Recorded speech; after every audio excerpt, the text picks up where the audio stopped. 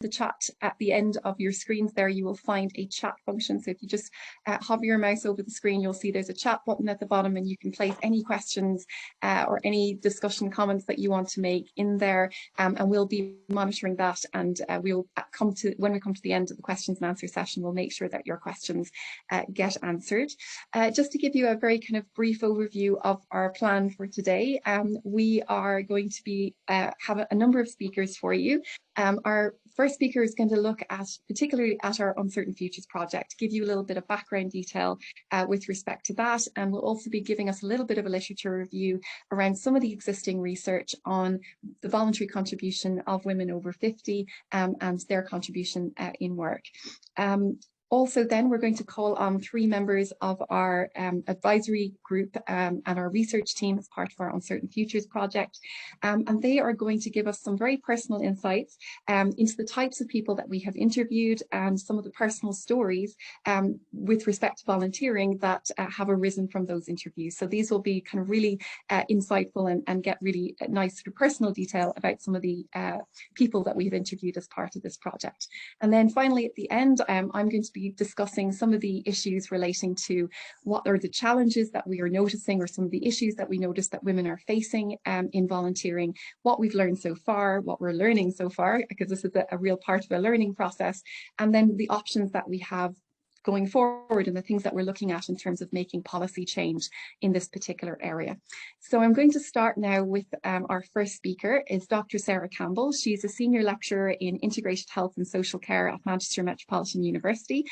She's an integral leader of our Uncertain Futures research team. She has a vast amount of experience in various organisations as a group facilitator, as a trainer and as an academic. And she's really interested in creative approaches to research, which is very useful for us because obviously this has been central to our Uncertain Futures project. So I'm going to hand you over to Sarah now to tell us more about that. Thank you. Oh, thank you so much, Elaine, and thank you everybody for coming to our presentation today, and thank you to MICRA for hosting our presentation. As Elaine has said, I'm Sarah Campbell and I work at Manchester Metropolitan University as a senior lecturer in health and integrated health and social care. And I'm going to talk a little bit about the project and then set the context for our discussion around the voluntary contribution of women over 50 in Manchester, unpaid, undervalued and unrecognised. And our project is an arts-led research study, and the name Uncertain Futures is inspired by previous work led by Professor Sarah Bickerstaff, exploring the uncertainty around extended working lives and the so-called retirement zone, and the uncertainty faced by workers. So this project has set out to explore the narratives of women across Manchester who are over 50 and to talk to them about their relationship to work, both paid and unpaid, and to explore the inequalities faced by them around seeking work, being in work and exiting work. So the project itself is a collaborative piece of work that brings together a number of elements. So the project's represented through these activities of art, research and activism, and the different roles for input to the work. So from the gallery, the artist Suzanne Lacey, the advisory group and the researchers. And I'm going to talk through each of these elements.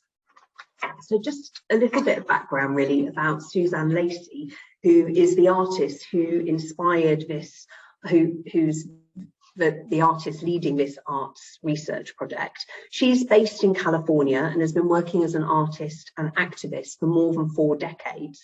And she's pioneered work in public performance art. And her work is always socially engaged, challenging, and works towards social change.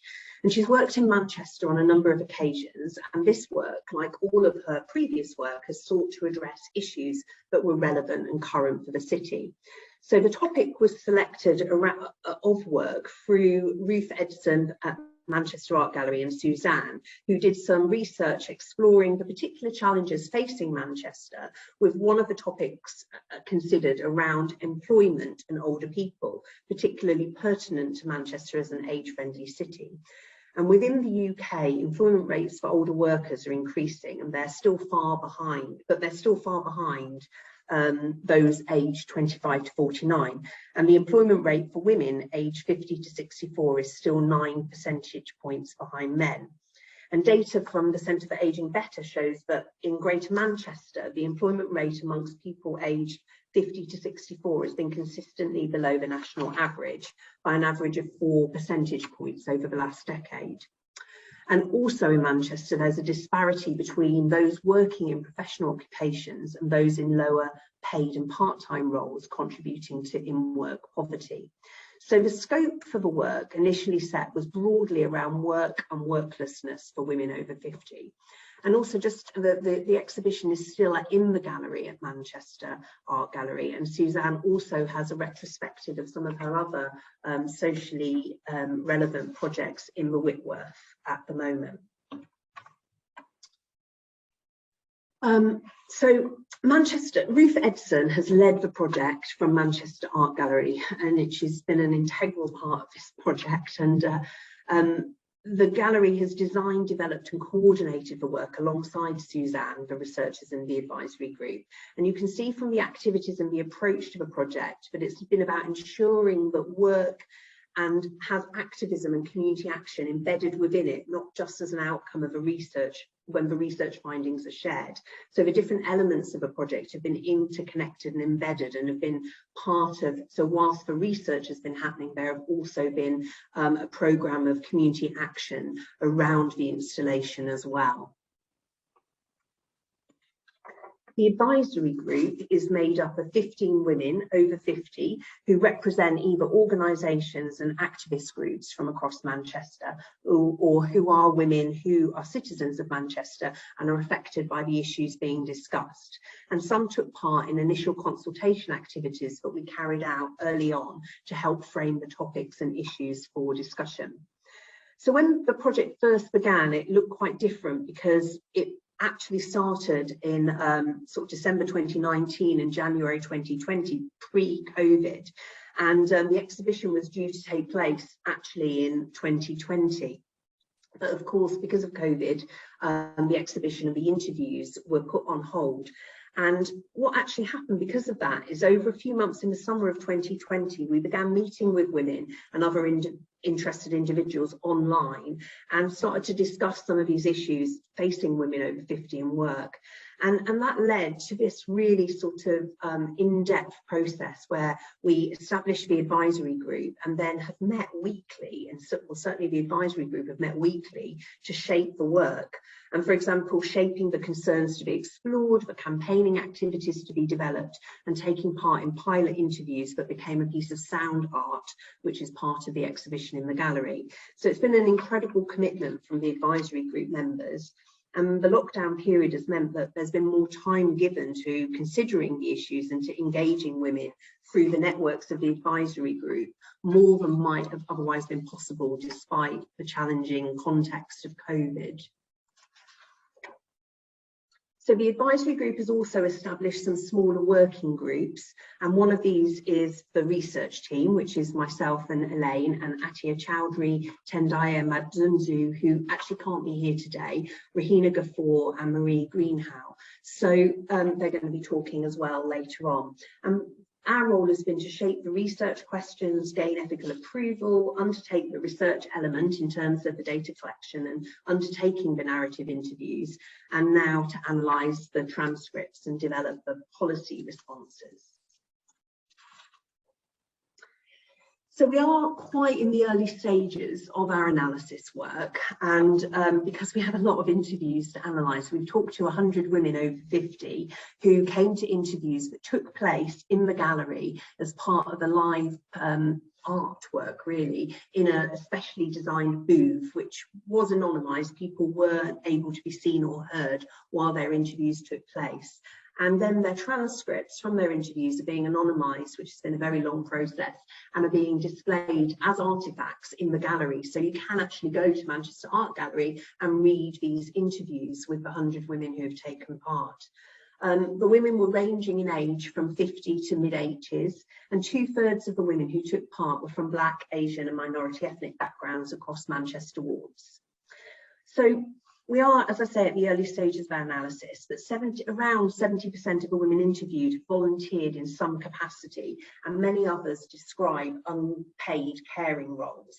So this is a significant issue in the data and an issue to be explored in our analysis work. So I'm just going to set the context then a little bit around these issues around volunteering. And there's a report done by the National Council of Voluntary Organisations in 2018, which actually might look a little bit different now because of COVID, but the Time Spent Well report conducted a survey which received over 10,000 responses, and their report shows volunteering increases with age, with people over 65 most likely to volunteer, but data shows that people volunteer across the life course, and that those that volunteer earlier in the life course are more likely to volunteer later on. Women were more likely to volunteer than men, but not significantly so, and this was also age related and often linked to paid work. So, for example, more of the women respondents in their survey were mostly in part-time work and had more time available for volunteering. And the report argues that ethnicity has little bearing on whether people volunteer or not. However, important in our work will be to address the pathways to participation in voluntary work with women who are from minority ethnic backgrounds, particularly women who are refugees and migrants to the UK and who arrived in middle-aged to later life. Because within our data set, this is a significant group of women with different reasons and motivations for undertaking unpaid work. And although volunteering has many benefits and is perceived to be an important aspect of the active ageing agenda, we need to explore all of the pathways to volunteering that affect older women. So when we're talking about volunteering, Wilson argues that volunteering is any activity where time is given freely to benefit another person, group or cause, and that this is on an informal or formal basis. So further to this, Oxfam have got a current campaign and programme called We Care, and it's exploring the amount of unpaid labour provided by women globally. And their campaign is looking at unpaid care as well as household domestic tasks. But importantly, they define unpaid care as work that's not only provided to family members, but also by women to community members. And the term neighbourhood keepers was coined in 1999 by Phillipson and colleagues to describe women who go beyond supporting only their families providing unpaid care as king keepers, but are attuned to the local community needs where they've invested their lives. And in more recent work by Lai and colleagues, they return to this term and suggest that older women are not just providing care, that their contributions include volunteering, leadership, political activity, holding family identities, culture and heritage, and passing these on to younger generations. And this is pertinent to our work in a number of ways. Like these older women described by Phillipson and Lai and colleagues, there were many women in the role of neighbourhood keepers, providing huge resources to the communities, and many of the women in our study had not lived long lives, particularly in their communities, but they were still providing this unpaid neighbourhood keeper role within them. And many of the women were providing support via volunteering to women who, like them, were marginalised from citizenship through their circumstance of poverty or asylum seeking, or excluded through not speaking English.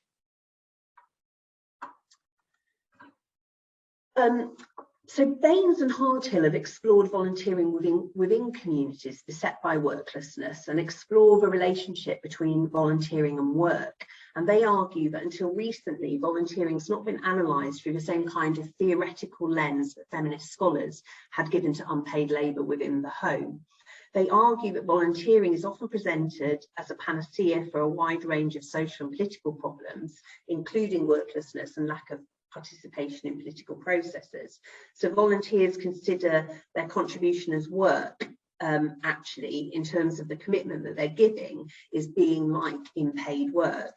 And this has been particularly important in considering the role of volunteering in this framework as working lives are extended. But for some older women, they become excluded from paid work through disability and health issues, or even because of their care to others living with disability and illness. And then Tomlinson's work has explored how refugee women in her study negotiate possibilities of belonging against an impact of wider social atmosphere and structural inequalities faced by women refugees, and that further their sense of outsider. And she explores the challenges faced by refugee women who, unable to find paid work in the UK, end up in unpaid roles. And other studies on refugee and migrant employment show the disparities faced in gaining work, where there's said to be a gender penalty plus for refugee women. And we might argue, as we develop our work, that this is further exacerbated by age.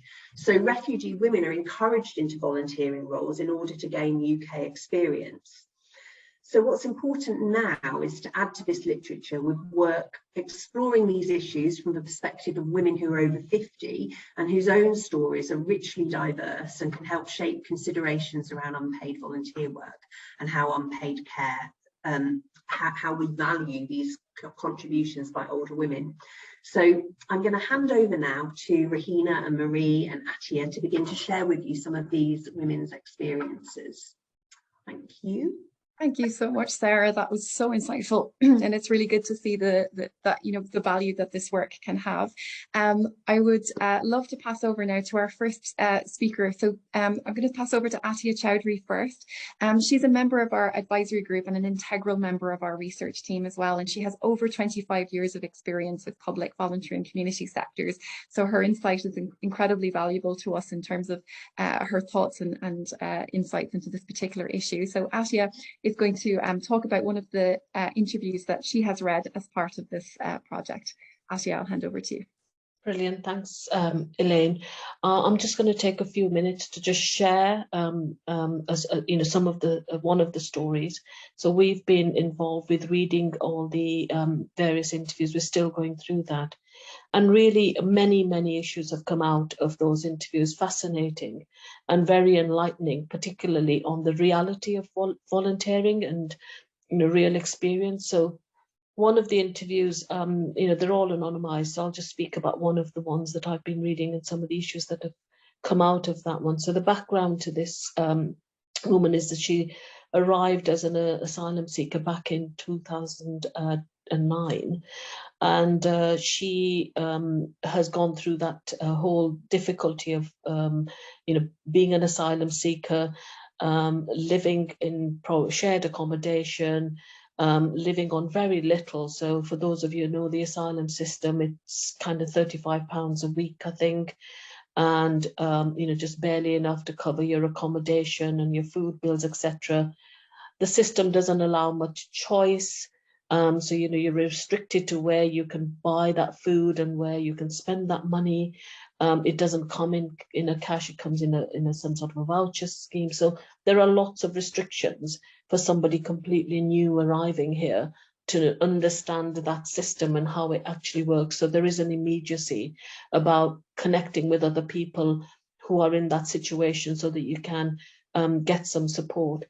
Over the time, obviously, her asylum case has gone through, and she now lives here as a refugee, and some of the issues come up in terms of the timescale of the last 12 to 13 years of how long these cases take, and the restrictions on asylum seekers for not working and not being able to work are placed sometimes. So there is a very difficult situation and a lot of struggles there. So coming on to why for her, why volunteering, how that came about. So literature, she talks about a very kind lady she met very early on of when she arrived here, and there are lots of kind people in our society who directed her towards a charity for help.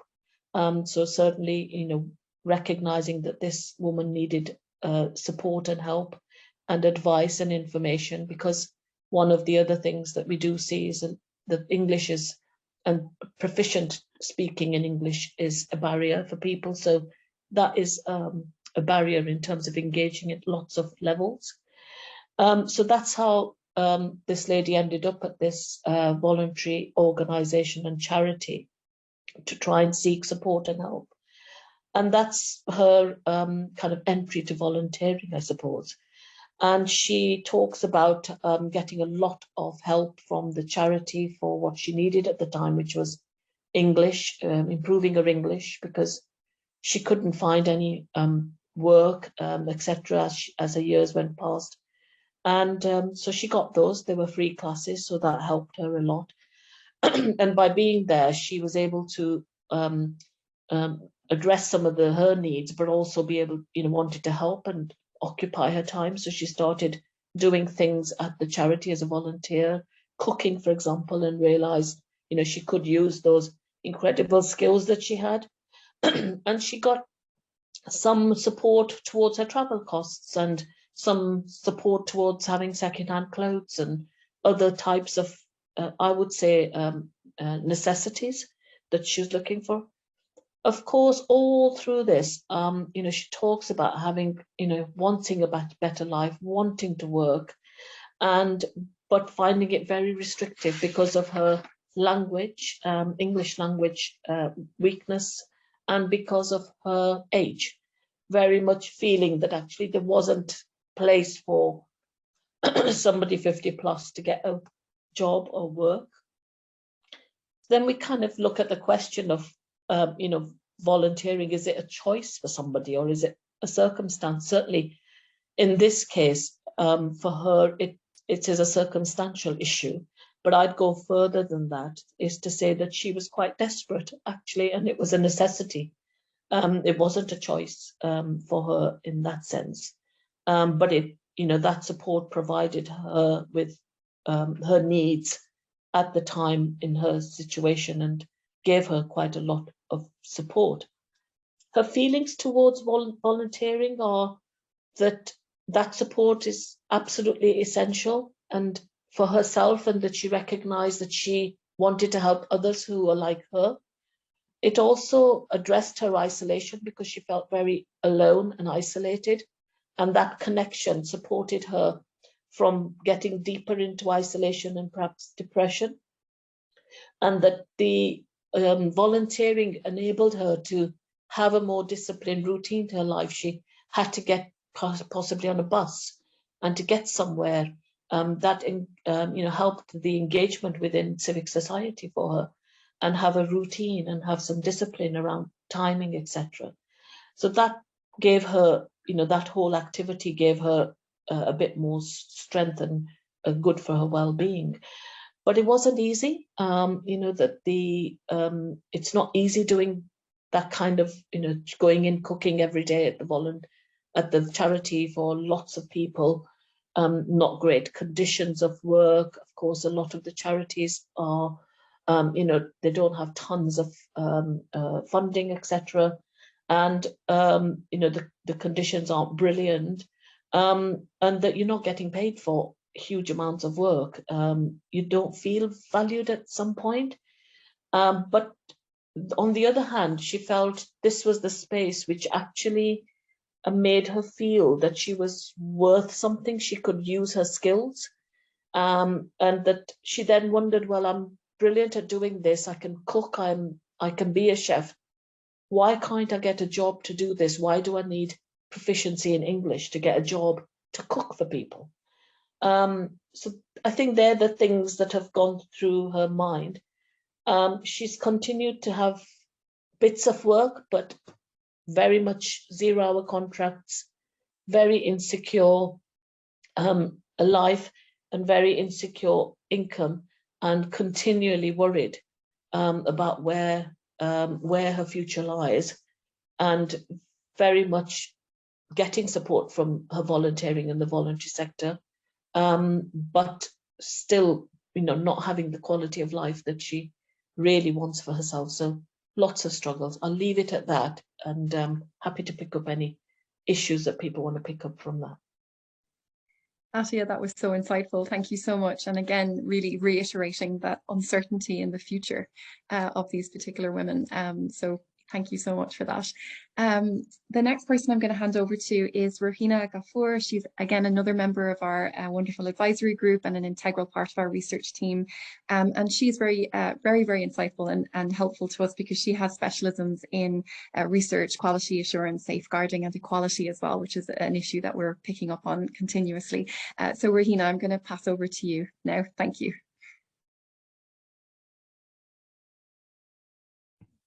Thank you. Following on from Tia, I'm conscious we've only got 3 minutes. So I'll try in 3 minutes. Following up from Tia, these when some of the issues came up even in the interview I was reading. Somebody who is 78 from African background started doing voluntary work out of circumstances because she could see there was an unmet need of young Black mothers or teenage mothers, and looking at life skills and looking at issues coming up with safeguarding, with children's services. So this was set up as a voluntary project. And over the years, she'd given time, and like Tia said, funding and resources are always an issue. It's a project which had been for a while over there, but over the years, the funding ran out. So she's been working now for 13 years after she retired in 2008. So this is where volunteering changed, where she's working as an unpaid worker, because from being a volunteer, then becoming a paid manager, and now it's unpaid work. What she did within that project was the life skills to give women a better option in life skills about continuing with their education or how they could get a job, life skills about bringing their child up, issues to do with families, intergenerational issues. At this moment, over the 2 years, she feels very isolated, and what's isolated her from her voluntary work, or there's a gray area of unpaid work, is the digital divide, which a lot of people have experienced through COVID. Because of uncertain futures, we were looking at different elements. She feels that had isolated her, and that face-to-face contact was quite important within the work she was doing around young women, having children at a young age, and with the families. So I've just covered there's a lot more, which is very inspirational here. The work which has been put in, the issues which have been raised around inequalities, poverty, about food availability, affordability. If it's okay, I'll just touch on another interview I was reading. Someone who is white, who was working formerly as a carer, now was working as a cleaner in an educational department, and their experiences. And in her care work is what I was hearing was how the rota hours and as well as caring for her mom didn't give her, from what I could see, those were what were the demands on them, and sometimes volunteering hasn't come through.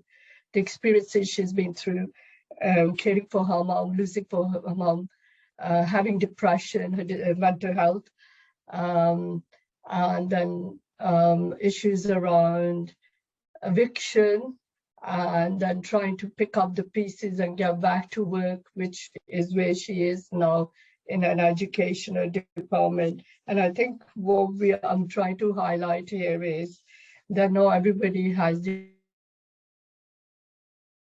opportunity for volunteering, or maybe that was not what was the priority for her, as she had cared for mom and had her own needs, and trying to survive every day, and just getting through each day as it comes.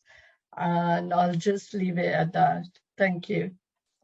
Thank you so much, Rahina, because that was really interesting to get kind of the two different perspectives there, and really interesting background into the women and different motivations for volunteering, which is interesting also. Then finally, I'm going to pass over to Marie Greenhow. She's another member of our advisory group, and again, another integral member of our research team. And Marie's experience is quite unique because she has a lot of community advocacy and activism experience, which again is sort of vital for our research team to give it that other interesting perspective. So Marie, I'm going to hand over to you. Thank you. Okay, thank you.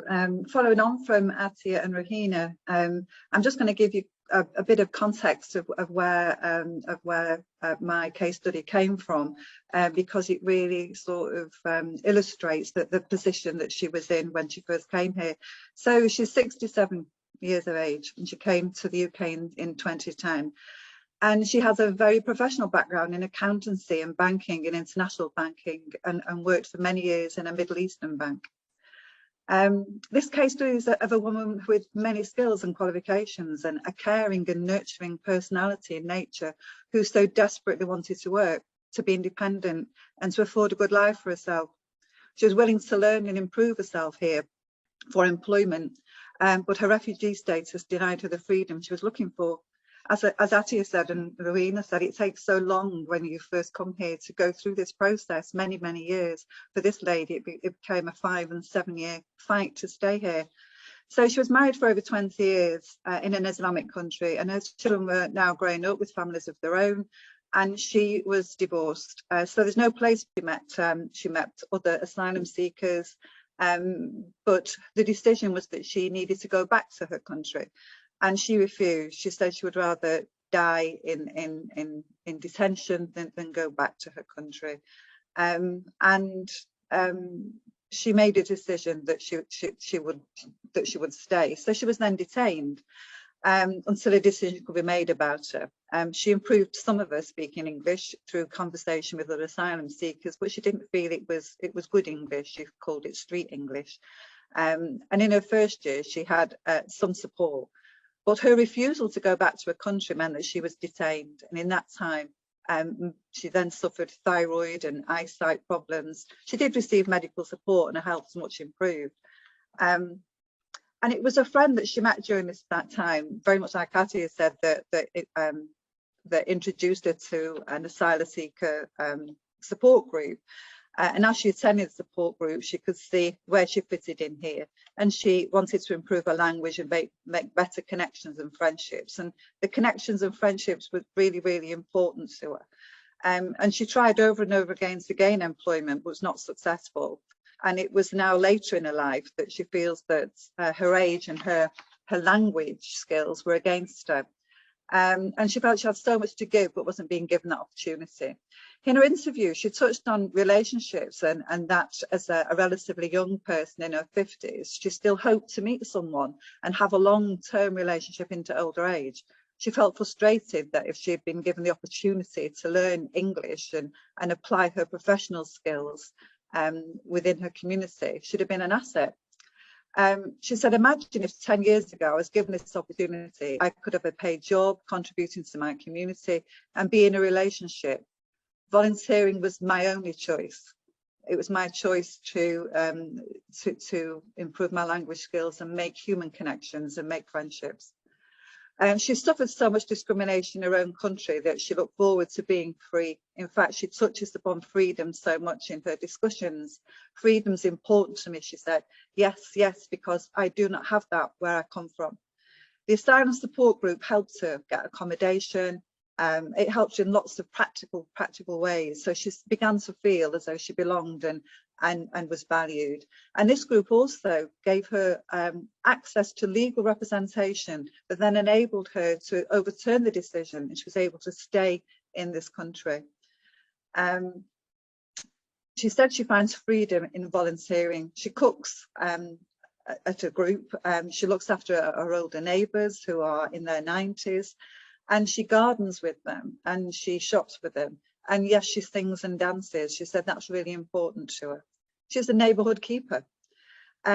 She says that she offers company and companionship. She talks about her nurturing qualities, and how she needs this in her life to feel whole.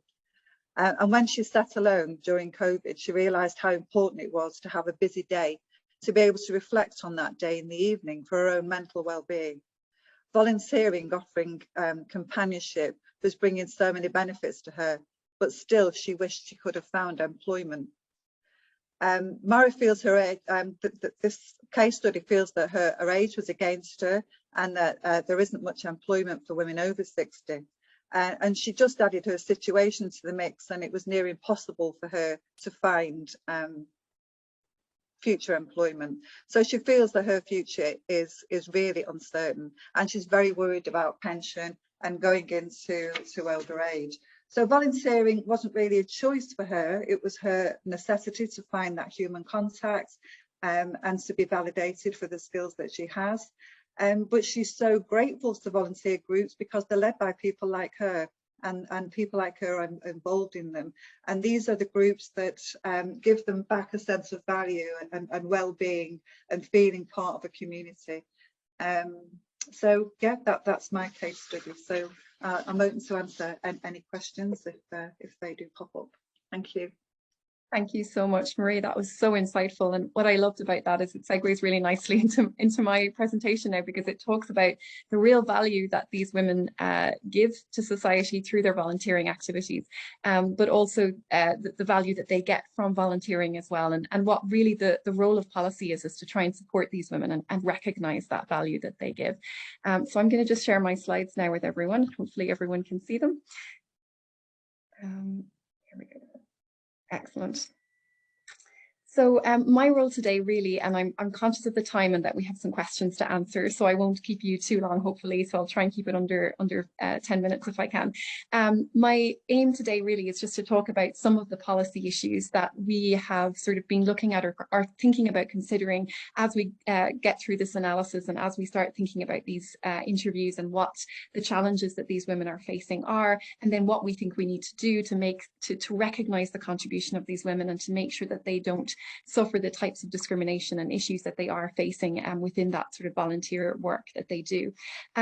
So really, I think for me, what's important to get across today in my limited time that I have is that really what we're trying to do is there is one really main message, I think, that's coming out of the interviews that we've done so far and the limited analysis that we have already done, is that volunteers and women in unpaid work essentially are being excluded.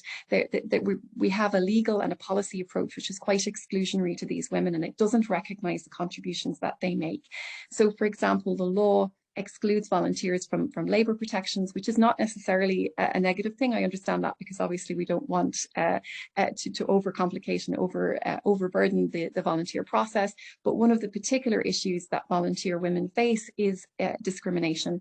And the law excludes volunteers in unpaid work from the Equality Act, for example. Policy also tends to, things that we make tends to exclude volunteers and unpaid work through our very disconnected structures and policies and systems that we have in place. I'm going to explain a little bit more what I mean about that in a minute.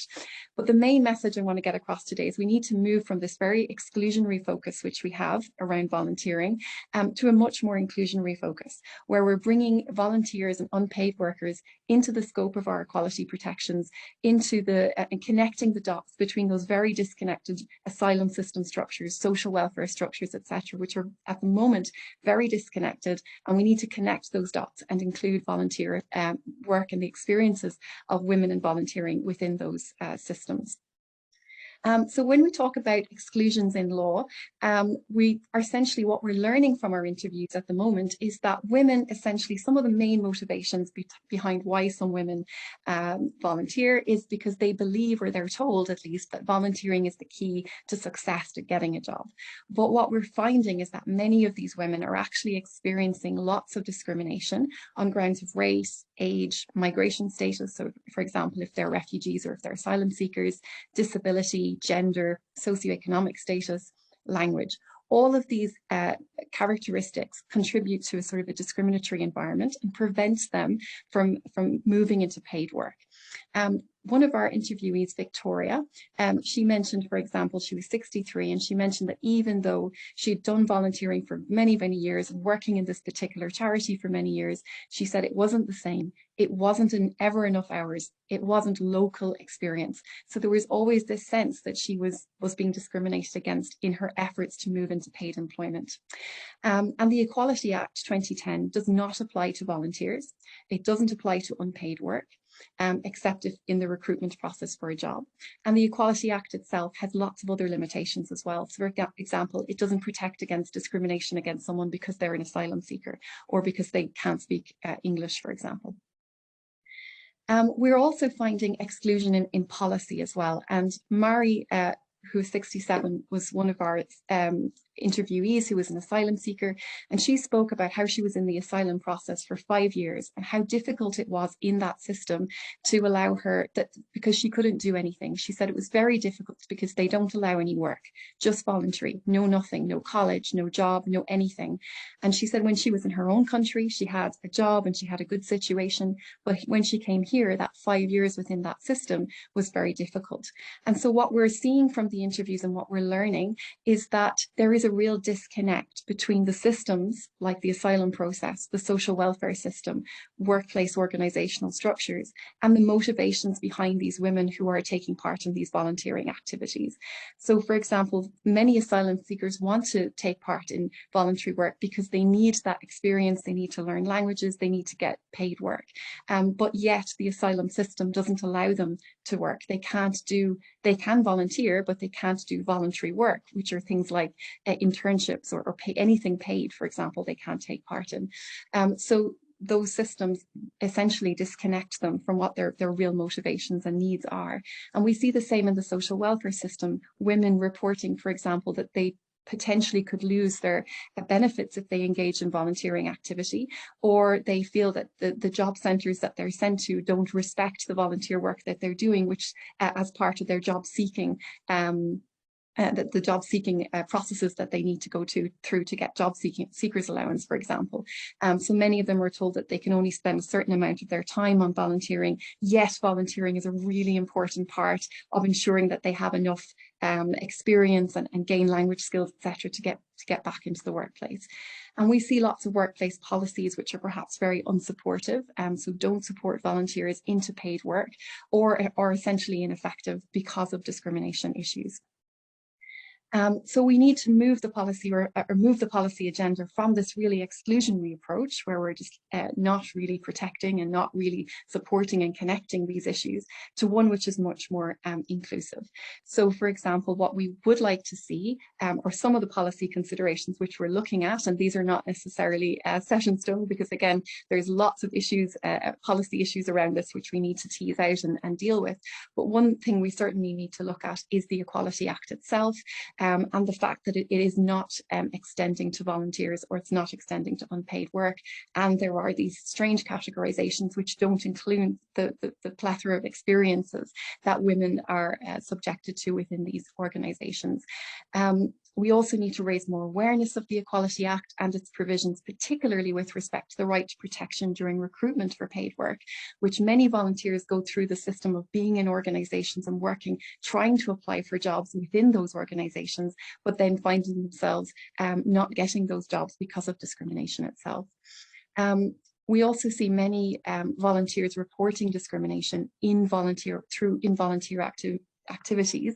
One of our women, Lovelove, who's 65, spoke of the fact how she was in a Zoom meeting and how they were just having a general conversation around how do we manage lockdown and how, what kind of TV we're watching, when one person started talking about how much he loved watching a series called Beaten Russians and he started describing this series and how this was very unpleasant for her to listen to and very difficult for her to listen to. But what could she do? She said, I just kept silence because there is no protection for people against these types of potentially discriminatory activities. In terms of policy inclusion then, so how do we connect these dots between these asylum system processes? Because it seems to me, at least from reading these interviews and looking at the situations of these women, that the government systems seem to work in segmented silos, and they don't connect the people who are actually involved in those systems. There's a disconnect between the policy of wanting to get the asylum seekers through the process from the individuals who are actually involved in that process. So what we need to do is start connecting those dots a little bit more. So within the asylum system, within the social welfare system, within workplaces, we need to start raising awareness of the motivations of these women within these for volunteering, educating them as to the reality of the experiences of the women who are in those situations, and ensuring that there is there is an awareness of this motivation and the interests in volunteering. And again, making sure that the people who work within those systems, people who work in the job centres or people who work in the asylum processes are aware of these motivations and these interests of these women, so that they can change the system from within. Workplaces also need to take a particular stance, I think, in relation to this, and we want to look at how we can work with workplaces to make volunteering work more effectively for everybody. The Supreme Court, in the case of X and the Sussex Citizens Advice Bureau, which was a discrimination case involving a volunteer, the Supreme Court in that mentioned that there was a moral imperative on organisations to ensure that everybody within that organisation, whether they're a volunteer or an employee, is protected from discrimination. It is, however, a moral imperative. It's not something which is legally imperative, or even from a policy perspective, something that organisations actually integrate into their organisation. And I think that is something that organisational responsibility is something that we need to start looking at and thinking about as part of our processes. For example, some organisations do have policies where you get a guaranteed interview if you volunteer within that organisation. But as Karasawan, who's 52, mentioned, she had been a volunteer since 2015 in a particular library. She applied for a job 5 times within that particular library, but didn't get that job. And she said 15 times she applied for a job which was publicly advertised. She had the experience, she had the qualifications, she had the skills, and she still didn't get that job. So even sometimes where there are policies and practices in place, what we're seeing is that it's not translating into an actually inclusive policy. So now what do we need to do? So we need to go away really and start thinking about these challenges and thinking about working with our advisory group, and hopefully sit down with our advisory group women and discuss these issues with them and come up with a really solid policy plan, both law and policy, as to how we can adapt these particular to these particular challenges. We would love to hear from you as well. So we really want to thank you for coming today and for taking part in this event, and looking forward to answering all of your questions in a moment. But if you do have anything you'd like to share with us, any ideas or experiences that you have, or any research work that you have done, please do follow our work on www.uncertainfuturesproject.co.uk. There's a contact form there. Please do get in touch with any of us. We'd be delighted to hear from you and to work with you on that. I'm going to pass over now to look at some of our questions that we have. Thank you all so much.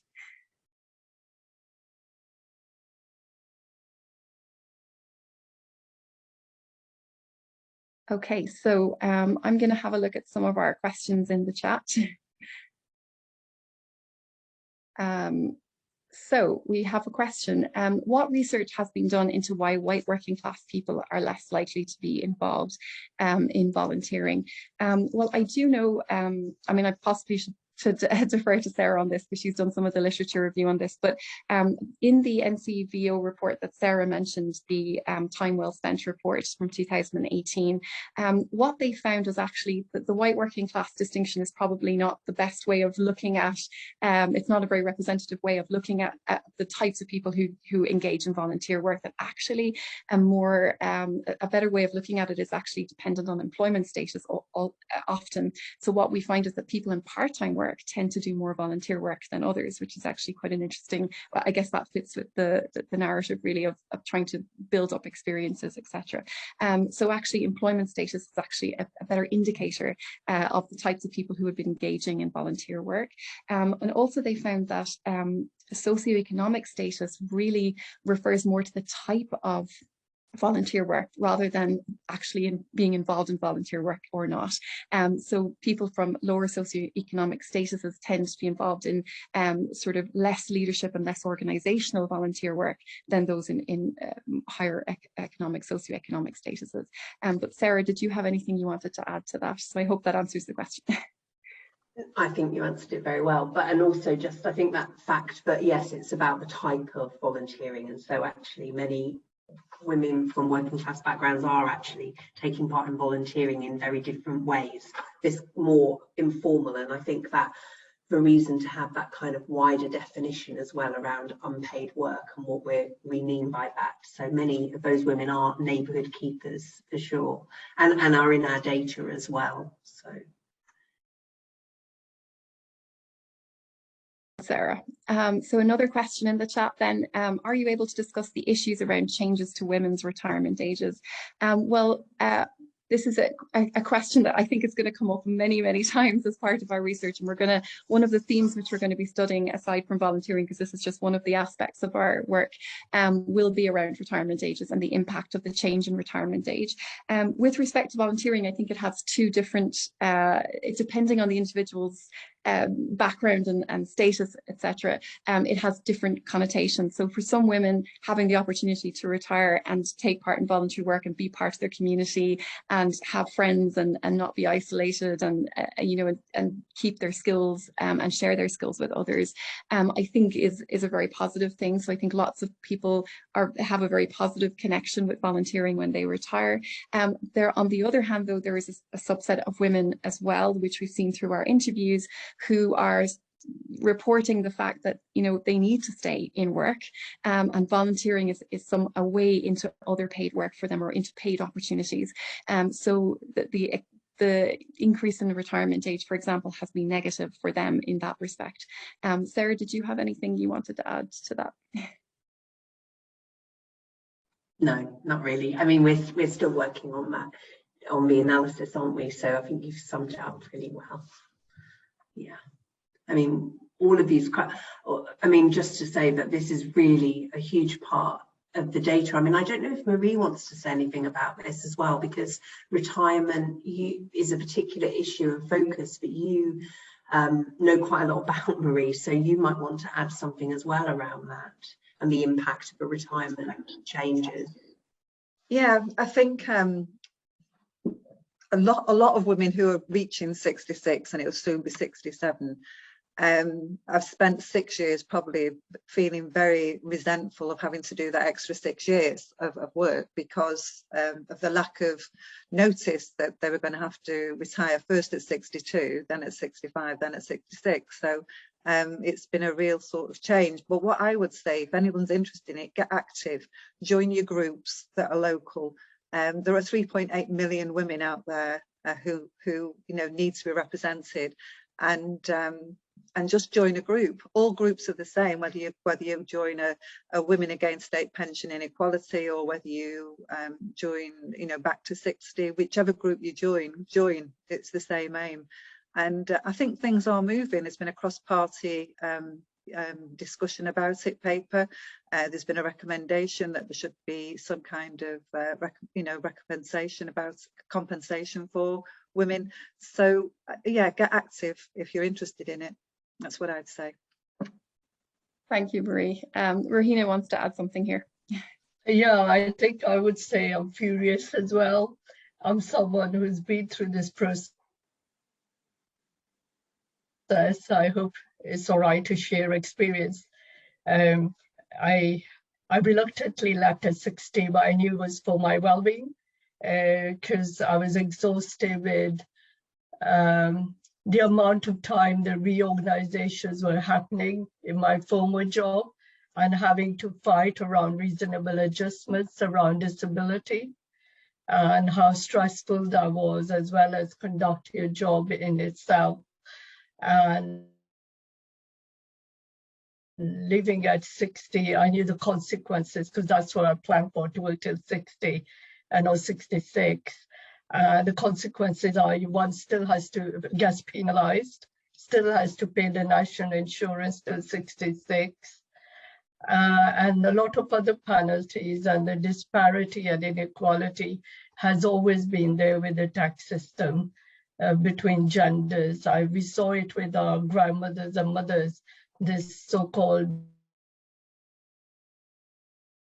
half stamp and marriage tax, which in itself, there has been so many inequalities. So I think we could go on and on, but yes, it's a fight we have to carry on. Now I gather that we have to start paying for our medication, no more free medicines at 60.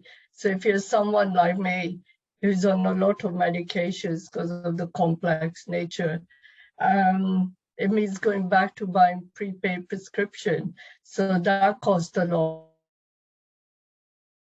I hope you don't mind me sharing this lived experience, but I've got many other women we share across a number of things. Yeah, and this was a large public sector where you would think they would have a framework to make those reasonable adjustments without me having to fight for every 12 months when I was moved.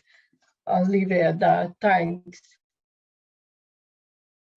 Thank you, Rohina. I know it's difficult to share personal experience, but I think it's very valuable as well in terms of learning from these experiences and trying to hopefully change these for the future. Ati has made a comment that she thinks there might be a distinction of experience of discrimination in volunteering in large NGOs and charities as opposed to localized community groups. And I believe there was a study done by Charity Job quite recently where it suggested that 54% of BAME women just suffered discrimination on ethnicity and race background, obviously race discrimination due to the fact, but those were particularly working in larger NGOs and larger charities. So I think you're right, Atia, there probably is a particular issue there. And I think that brings us on to working with the importance of working with employers and for employers to recognise how valuable volunteers are to their organisation. It's a really important voluntary policy message. So I think we need to get that across for sure. Are there any other questions? Let me have a look. So some people were just saying, yes, of course, if you want to hear from us, please do contact us. Thank you for your lovely comments as well. Is there any work done to put the contributions of volunteers into figures?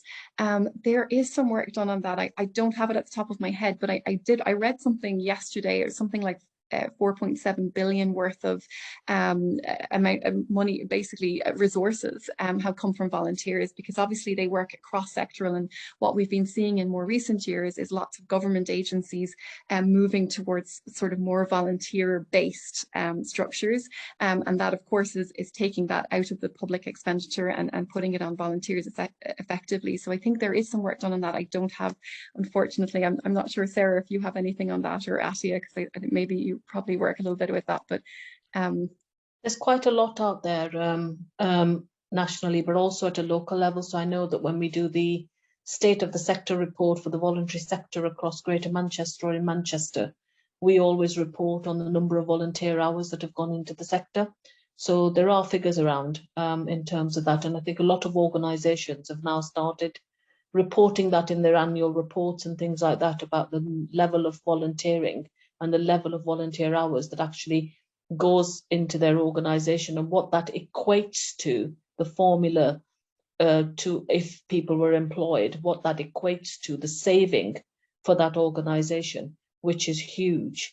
But just coming back on that issue of racism and discrimination, I think it's another one of those policy things that we need to pick up as part of the volunteering work, because I think that there is an issue in terms of, for example, somebody who's a refugee struggling to find work, etc., and ending up in the voluntary sector. They are not going to end up in the high-profile NGOs and charities.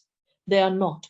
And that is what you hear every day, that you get knockbacks on that because people are not getting there. And it is about the leadership of those charities and NGOs and about this culture and discipline in there.